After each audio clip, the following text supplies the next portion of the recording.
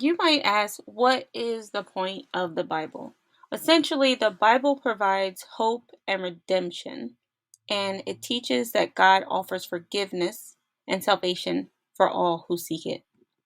It teaches the ways of God so that you can live in harmony with God and with one another.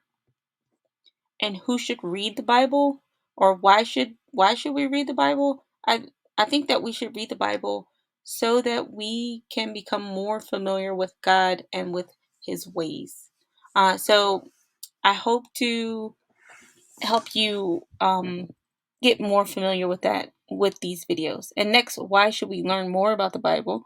That's so that we can begin to understand the context that we are reading, uh, of what we are reading, and so that we don't feel like we're lost, and also so that we don't take things out of context.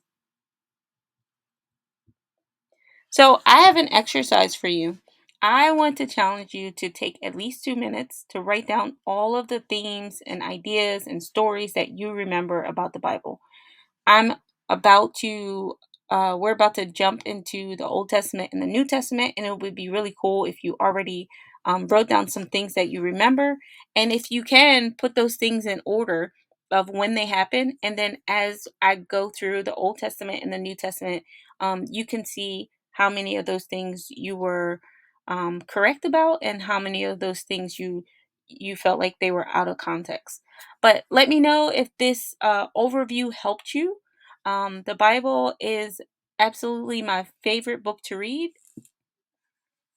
but let me know if this overview helped you. The Bible is my favorite book to read, and I really hope that I'm able to help you understand more of it and just understand the big picture so that when you're reading, you can have a better understanding of what's going on and how to interpret it and how it might apply to you.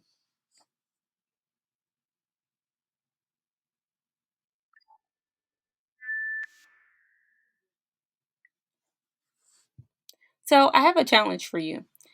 I think that you So, I have a challenge for you. Take at least 2 minutes to write down all of the themes and ideas and stories that you remember from the Bible. Don't write them all on one page. I'd say if you have post its, write one idea or one theme on each post it, or if you just have pieces of paper, rip the pieces of paper up into to smaller pieces, and then write one thing on each. That way, after you're done thinking of everything that comes to mind, you can move those pieces of paper around and you can organize them to when you think those things happen. You can put everything in one category for the Old Testament and everything in one category for the New Testament. And then after you're done, you're separating the testaments, then maybe you can say, hey, this happened before this, or this happened before that, and you can organize them a little further. And then you'll see, when we do an overview of the Old Testament and the New Testament, you'll see how accurate you were and what you remembered. So please, please, please, please just take 2 minutes to do that, and I'll see you in the overview for the Old Testament.